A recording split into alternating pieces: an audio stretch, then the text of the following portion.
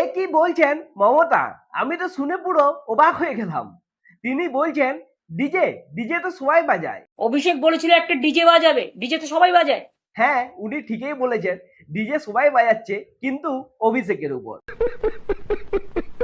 আর এই যে ডিজে বাজানোর কথা বলছেন, সেটা থেকে একটা কথা আমার অবশ্যই মনে হচ্ছে যে সত্যি যদি আজকে মমতা বন্দ্যোপাধ্যায় জিতে যেতেন, তো এই ডিজে বাজানো নিয়ে কি হতে পারতো সেটা আমাদের পশ্চিমবঙ্গবাসী ভালো করেই জানে।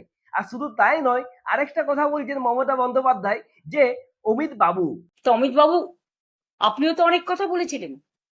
কই আমরা তো ইলেকশনে মিটিং এ বলে সবাই রাজনৈতিক দলের বিরুদ্ধে।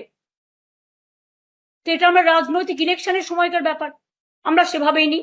এটা শুনে আমি আরো অবাক হয়ে গেলাম, কারণ এতদিন মমতা বন্দ্যোপাধ্যায় ওনাকে বলতেন মোটা ভাই, আর আজকে দেখুন সম্মানটা কাকে বলে, আজকে উনি বলছেন অমিত বাবু। হ্যাঁ, এটাই হচ্ছে পরিবর্তন।